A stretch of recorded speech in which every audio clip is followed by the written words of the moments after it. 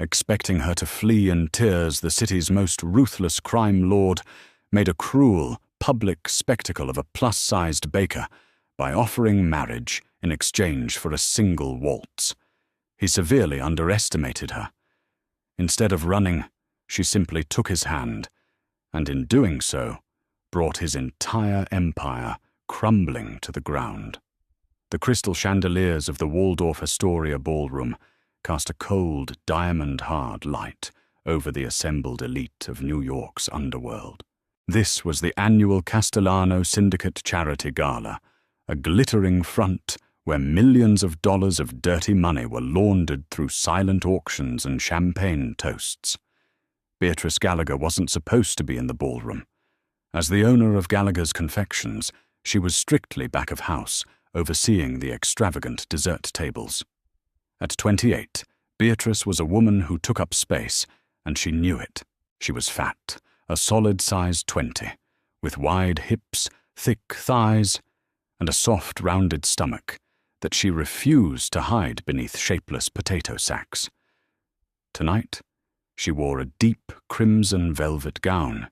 She had altered herself, the fabric hugging her heavy curves and dipping elegantly at her collarbones. She looked like a Renaissance painting dropped into a room full of starved plastic socialites. She was only on the floor to fix a collapsed tier of a croquembouche when she caught the eye of Camilla Rossi, the terrifyingly thin, diamond-drenched daughter of a rival boss. Camilla had been drinking martinis since 7 o'clock and was looking for blood. "Oh, look."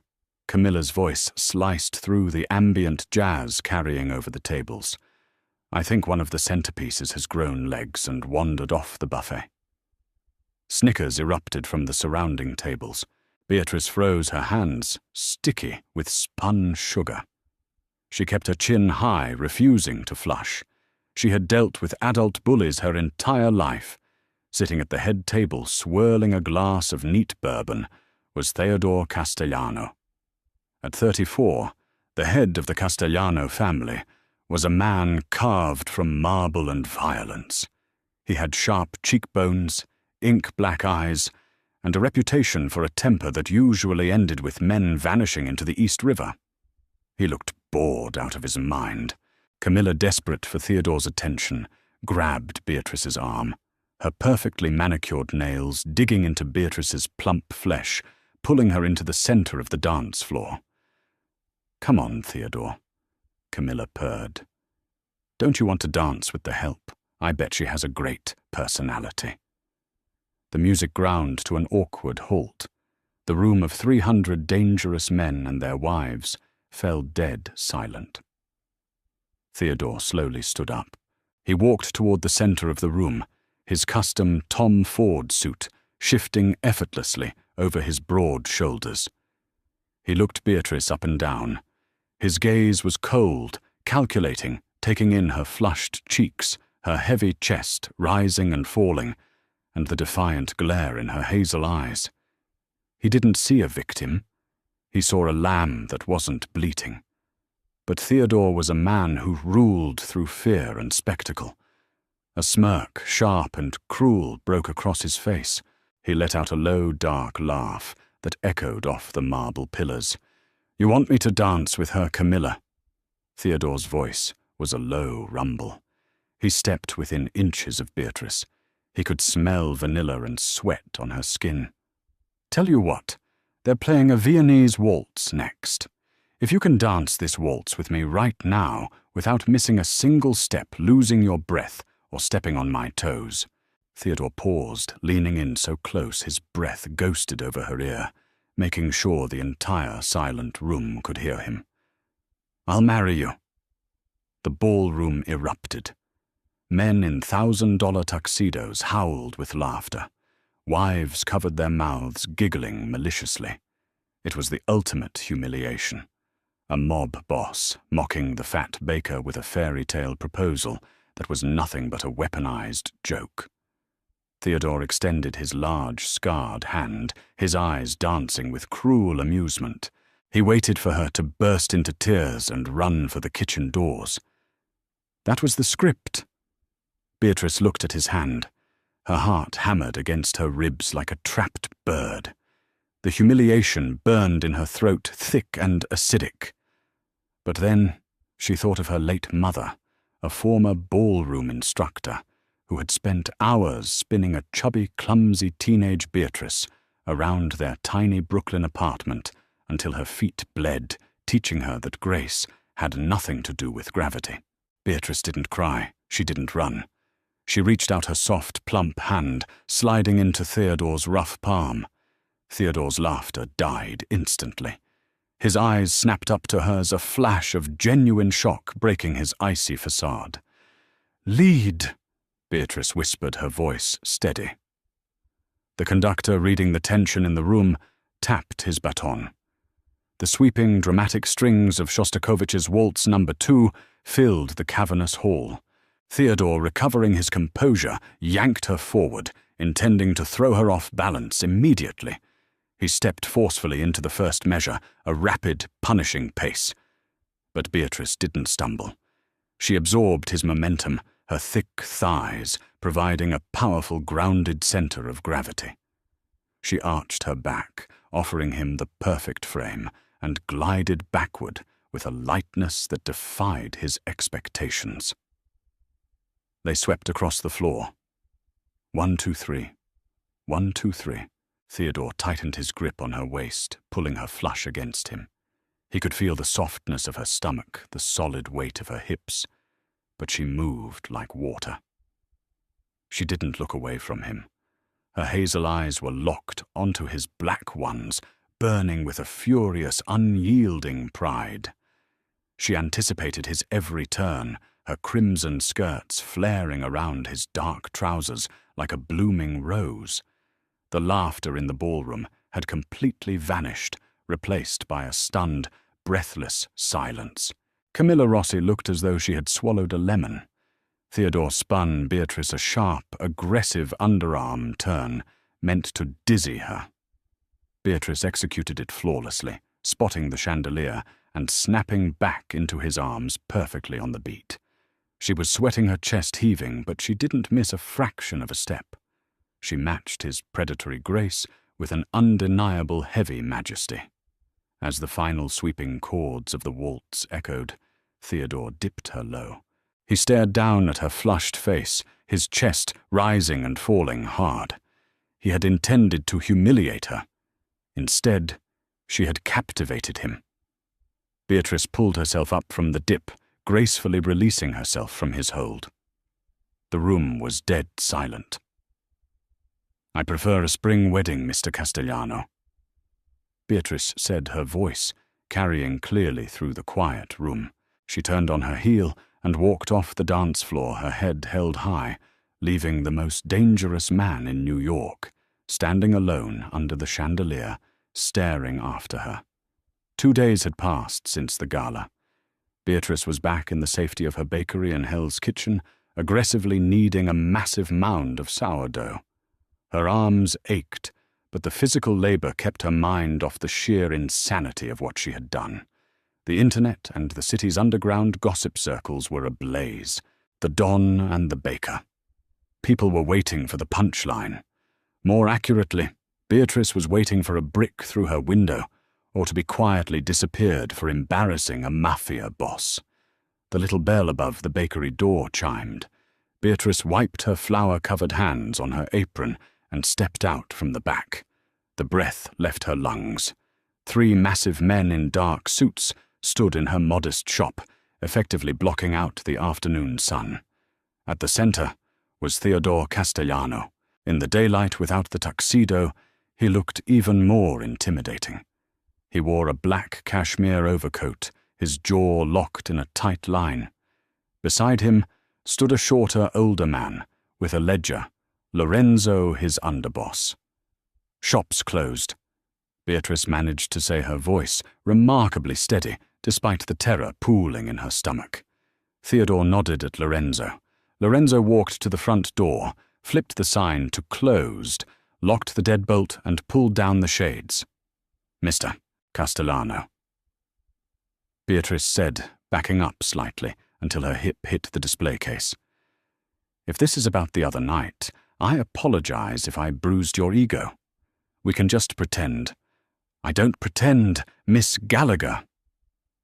Theodore interrupted his voice, dropping the temperature in the room by 10 degrees. He walked toward her, stopping just on the other side of the glass display case, filled with cannoli and eclairs. "And I don't break my word. I made a promise in front of the heads of 5 families. To back down now would make me look weak, like a man who makes empty threats and empty promises." Beatrice stared at him bewildered. "You're joking. You are actually here to— What, marry me to save face?" "In a manner of speaking," Theodore said flatly. He gestured to Lorenzo, who opened his ledger. "Your father, Thomas Gallagher." Lorenzo began, his voice raspy. "He ran a shipping company out of Red Hook. When he died 3 years ago, he left you this bakery. And he left his creditors holding empty bags. Specifically, he owed the Castellano family $450,000. With Vigorish, it's sitting at just over 600 grand. The blood drained from Beatrice's face. She grabbed the edge of the counter, her knuckles turning white. No, my dad was a legitimate businessman. He didn't borrow from loan sharks. He borrowed from us when the union squeezed him, Theodore corrected coldly. We were planning on seizing this building by the end of the month to settle the debt. But then, you decided to put on a show at my gala." Beatrice felt a heavy, crushing weight descend on her chest. Her father's secret debt, the bakery, her only sanctuary, her entire livelihood was already gone. "So what's the deal?" Beatrice asked, her voice cracking slightly, though she fiercely fought to keep the tears at bay. "You take the bakery and we call it even." "No," Theodore said, stepping around the counter, invading her space. He towered over her. "The FBI has a task force breathing down my neck. Agent Richard Harris is looking for any excuse to audit my legitimate holdings. I need a smokescreen. I need a civilian wife with 0 criminal ties. Someone who makes me look like a grounded family man settling down. Someone no one would ever suspect is involved in syndicate business." He looked her up and down, his gaze lingering on her flour-dusted apron and her wide waist. "You are the perfect candidate. You're unassuming. You're a baker. And thanks to my own big mouth, the entire underworld expects me to marry you anyway." "You want me to be your human shield," Beatrice summarized, anger replacing the fear. "I want a business transaction," Theodore countered. "We sign a prenup. We stay married for exactly 2 years. You move into my estate in the Hamptons. You play the adoring lucky wife in public. In exchange, your father's debt is completely wiped clean. When the 2 years are up, we divorce quietly, and I give you the deed to this building free and clear, plus $1 million to keep your mouth shut." Beatrice looked at the flour on her hands. She looked at the ovens she had scrubbed by hand, the business she had built from her father's ashes. She was a fat, civilian baker, standing in front of a killer who held all the cards. She had no leverage. If she said no, she'd be homeless and penniless by Friday. But Beatrice Gallagher was not a woman who begged. She looked up, meeting Theodore's pitch-black eyes. "I have conditions." Theodore's eyebrows rose. "You are not in a position to make demands, Beatrice." "I am if you want this to look real." She shot back, stepping closer to him, refusing to shrink. "Condition 1, I keep running my bakery. I'm not sitting in a mansion all day playing a mob wife. Condition 2, separate bedrooms. You don't touch me. Condition 3, if anyone in your circle, including your terrifying little friend, Camilla, disrespects me, you back me up. I will not be your punching bag." Theodore stared at her.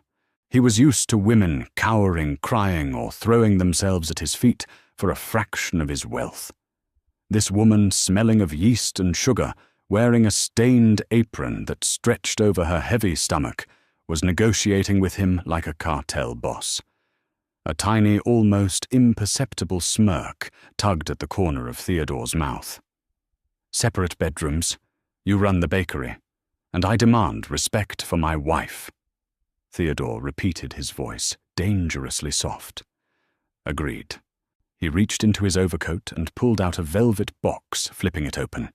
Inside sat a blinding 5-carat emerald-cut diamond ring.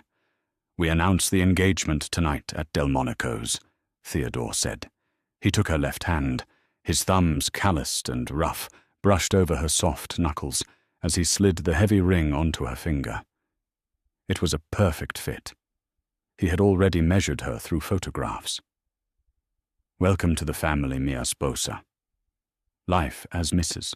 Beatrice Castellano was a study in severe contradictions. By day, she was still the flour-dusted, apron-wearing owner of Gallagher's Confections in Hell's Kitchen. By night, she was the mistress of a sprawling 22-room stone estate in Southampton, guarded by men carrying concealed submachine guns. Theodore kept his word. The morning after their incredibly tense, highly publicized engagement at Delmonico's, where Beatrice had flawlessly played the part of the smitten fiancé, the deed to her bakery was transferred entirely into her name. Her father's devastating debt was erased. However, her daily commute had changed. Instead of the subway, Beatrice now arrived at her bakery in a bulletproof Cadillac Escalade, driven by a silent mountain of a man named Arthur. For the first 3 months, the marriage was strictly a business arrangement. They lived in opposite wings of the Southampton estate. They only spoke during coordinated public outings, charity galas, dinners with syndicate lieutenants, and Sunday Mass. During these events, Theodore was the picture of a devoted husband. He would place a heavy, warm hand on the small of her back, pull out her chair, and look at her with an intense, manufactured affection that made Beatrice's chest tight. But the second the car doors closed on the way home, the warmth vanished, replaced by the cold, calculating silence of a mob boss running an empire. That dynamic began to fracture on a rainy Tuesday in November. Beatrice was in the back of the bakery, frosting a 3-tiered wedding cake when the little bell above the door chimed. She wiped her hands, expecting a customer. Instead, she found a tall, sharp-featured man in a cheap grey suit, standing by the display case, flashing a gold badge. "Mrs. Castellano," the man said, his voice dripping with condescension. "Special Agent Richard Harris, FBI. Beautiful place you have here. Smells like legitimate business." Beatrice felt a cold spike of adrenaline, but her face remained impassive. She leaned against the counter, crossing her arms over her soft, heavy middle. "Agent Harris, would you like an eclair, or are you just here to intimidate the local merchants?" Harris smirked, leaning in close to the glass. "I'm here because I don't buy it, Beatrice. Theodore Castellano doesn't marry civilian bakers. He marries cartel heiresses. He marries power. You're a human shield. Tell me where he's hiding the off-the-books shipping manifests for the Red Hook docks, and I can protect you before he decides he doesn't need a fat fake wife anymore." Beatrice's jaw tightened. The insult stung, but she refused to let Harris see it. Before she could tell him to get a warrant or get out the door to the bakery, swung open with enough force to crack the glass. Theodore strode in. He wasn't wearing his usual tailored suit, but a dark cashmere sweater and an overcoat rainwater glistening in his dark hair. The sheer predatory aura he brought into the tiny bakery made the FBI agent visibly stiffen. "Agent Harris," Theodore said, his voice a low, lethal purr. He walked straight behind the counter, completely invading Beatrice's space. To her shock, he wrapped a strong arm around her waist, pulling her flush against his side.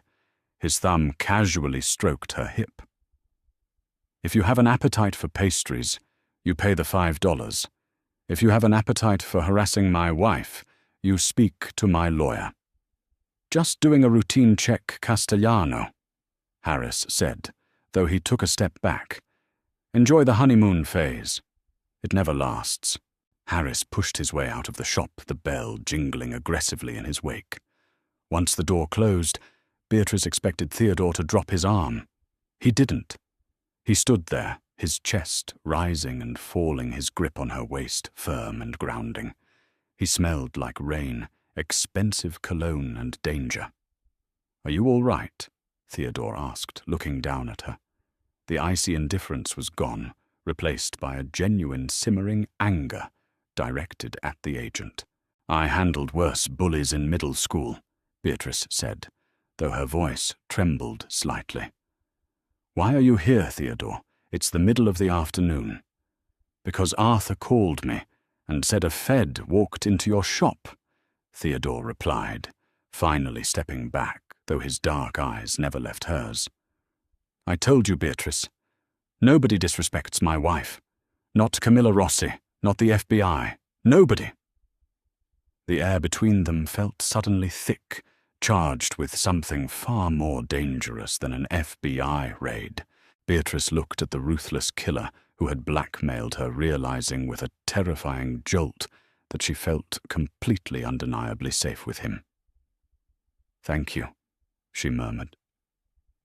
"Don't thank me," Theodore said roughly. He reached out gently, wiping a smudge of powdered sugar from her cheek with his thumb. The touch was electric. "Get your coat. We're going to dinner. A real one. Just us." By the 6-month mark, the separate bedrooms rule had become a torturous technicality. The fake marriage had morphed into a quiet, intense partnership. Theodore found himself returning to the estate early, just to sit in the kitchen, while Beatrice baked, listening to her talk about her day. Beatrice found herself reading up on maritime law to help him navigate legitimate union disputes. She didn't shrink away from his dark world. Her grounded, practical mind offered him a clarity he hadn't realized he was starving for. But the underworld is entirely unforgiving of weakness, and Theodore's rivals viewed his domestic bliss as exactly that. The Castellano syndicate was hemorrhaging money from the Red Hook shipping containers, and Theodore was tearing his organization apart, trying to find the rat.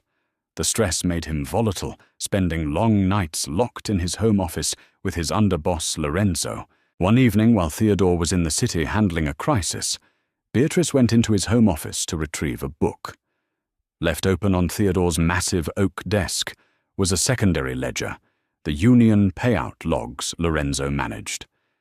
Beatrice, who had spent years balancing the razor-thin margins of a small business and analyzing her late father's manipulated debts, glanced at the numbers. She stopped. She sat down in Theodore's leather chair and pulled the ledger closer. The numbers were wrong. Not blatantly wrong, but subtly shifted. The weight ratios for the cargo containers coming in from Palermo didn't match the fuel expenditures. Someone wasn't just stealing money. They were ghost shipping heavy cargo weapons, most likely using the Castellano routes without Theodore's knowledge. And the routing codes matched the exact dummy corporations her father had been forced into debt by. It wasn't a nameless rat. It was Lorenzo. Lorenzo had been bleeding the Castellano family for years, shifting the blame to guys like Beatrice's dad, and he was working with the rival Rossi family. Panic seized her. She grabbed her phone to call Theodore, but it went straight to voicemail. Arthur, her bodyguard, poked his head into the office. "Mrs. Castellano, the boss, requested you come to the warehouse in Brooklyn. He's hosting a sit-down with Don Victor Rossi and Camilla to negotiate a truce over the port dispute." Beatrice's blood ran cold. "Who gave you that order, Arthur?" "Lorenzo Ma'am, about 5 minutes ago."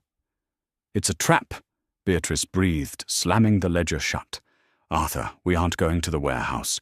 We need to get there before Theodore walks into that meeting." The ride to Brooklyn was a blur of rain and speeding tires. Beatrice knew she was driving straight into a mob war, but the thought of Theodore sitting in a room with the men planning to murder him eclipsed any fear she had for herself. They arrived at the docks, just as Theodore's convoy pulled up to the rusted warehouse. Theodore stepped out of his car, adjusting his suit jacket, Lorenzo right by his side. Theodore. Theodore whipped around to see Beatrice jumping out of the armored Escalade, her hair wild from the wind, her heavy coat flying open. Arthur was right behind her, his hand on his weapon. "Beatrice, what the hell are you doing here?" Theodore barked, his face pale with shock. He stormed toward her. "This is syndicate business. You are not supposed to be." "Lorenzo is working for the Rossis." Beatrice blurted out, her chest heaving, grabbing the lapels of his suit. "The Red Hook manifests. The fuel weights don't match the payload. He's ghost shipping guns for Victor Rossi through your lines. He orchestrated my father's debt to cover his tracks. This sit-down isn't a truce, Theodore. They're going to kill you in there." Silence descended on the docks, save for the crashing of the waves against the concrete. Lorenzo's face drained of color. He reached inside his jacket, but Theodore was faster.